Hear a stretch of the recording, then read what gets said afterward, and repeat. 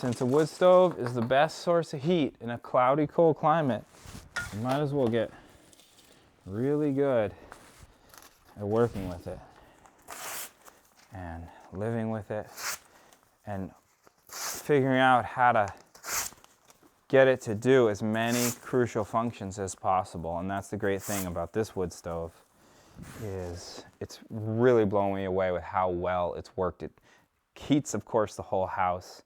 We cook on it, we bake in it, and it gives us 40 gallons of hot water between 120 and 180 degrees every day, free showers, totally reliably all winter long.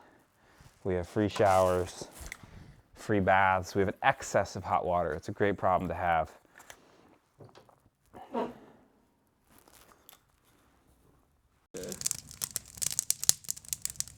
That's a good sound.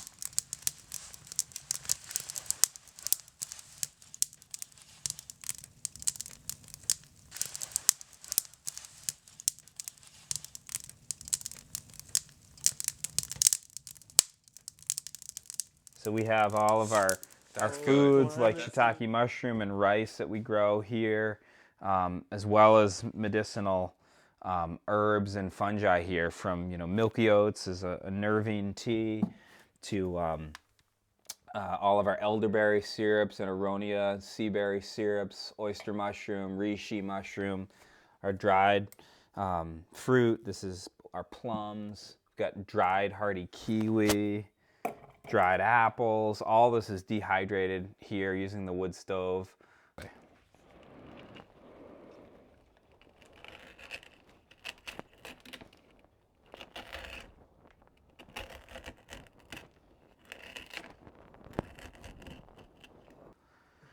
This, the stove does so many things. I mean, while we're cooking right now, while I'm reheating frittatas from breakfast, brewing chagarishi tea, we're heating this whole space, drying my gloves, and I'm also heating 40 gallons of hot water. So this works with no pump. It's just a thermosiphon.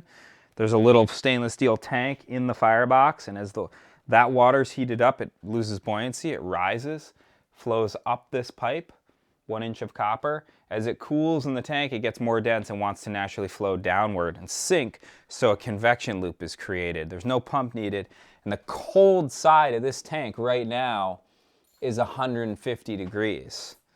So the top half of the tank is like 160, 180 degrees. Plenty enough for 3 to 4 showers or 2 large baths.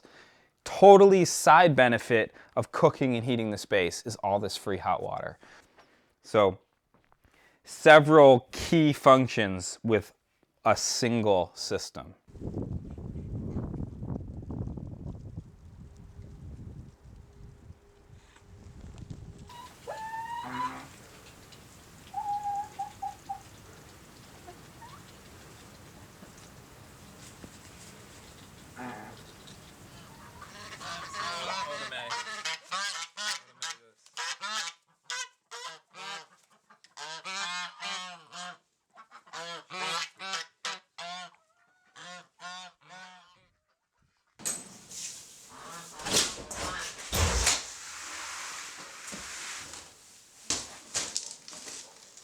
The brilliance of a root cellar is how passive it is. I mean, here you have a walk-in cooler. It's 35 degrees, constant temperature for at least half the year, where you can store food from harvest to harvest that doesn't need any electricity, depends on no moving parts, there's no microchips, there's no fan, there's nothing off-site you need to depend on for this to work well. Yeah. That daikon, beautiful. Big boy. So then what we do, there's one really important principle here, which I call leapfrogging, where we harvest something and then store that, and then take that to its useful storage life, which can be 6 to 9 months in a nice root cellar like this.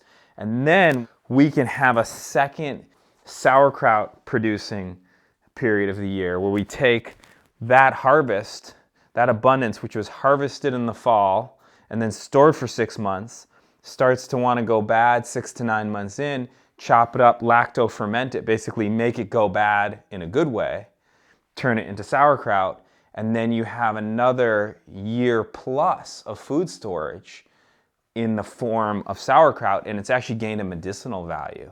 So the food's gone from just a food into kind of a food medicine through that process, that transformation, and you've leapfrogged your storage to go from not just 6 to 9 months of usability, but a year, almost 2 years of usability, even more. I mean, you can get sauerkraut and kimchi to store in your refrigerator or even underground for a couple of years. All about just putting time on our side. All of the techniques of permaculture are just putting time on our side.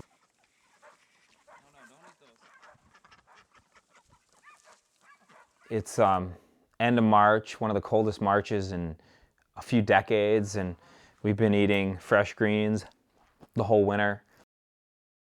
This greenhouse is not actively heated for the most part. We have a wood stove and we give it supplemental wood heat, but only really in the spring, late winter, after we've started seeds. If we have some super cold temps coming at us, like in late March, April, that's going to mess with our seed starting, we can put a handful, armload of wood into the stove. We don't need to have that wood input to get a year-round food supply from this greenhouse.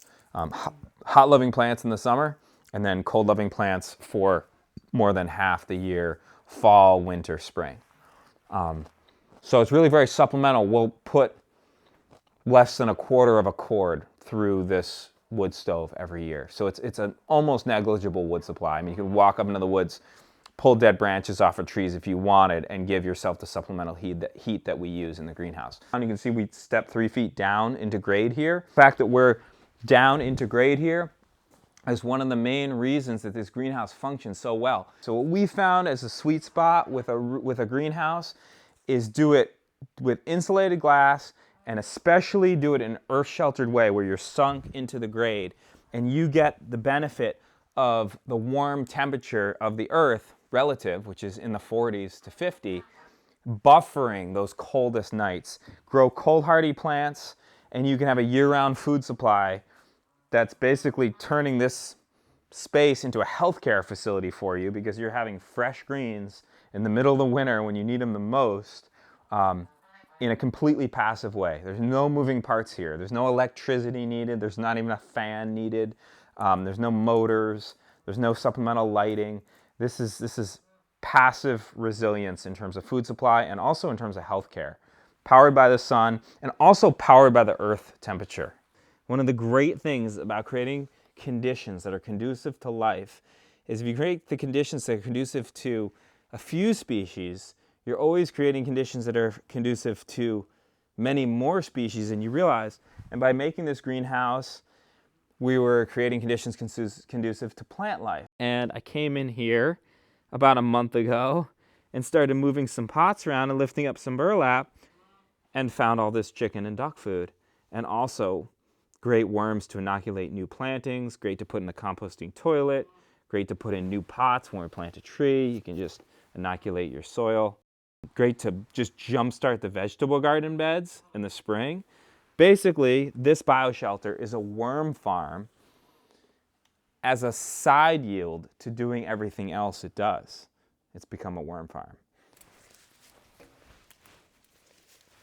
It's amazing, like with so many things, you kind of don't have any, any of a certain crop, and don't have any, and then you start to have a little, and then all of a sudden you have more than you can eat. That happens with greens especially.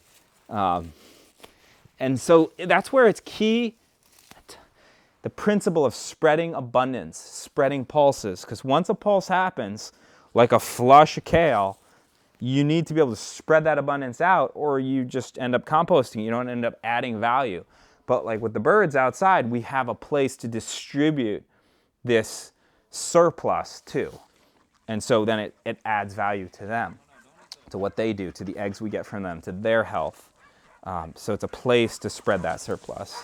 Oh, they are stoked on the greens.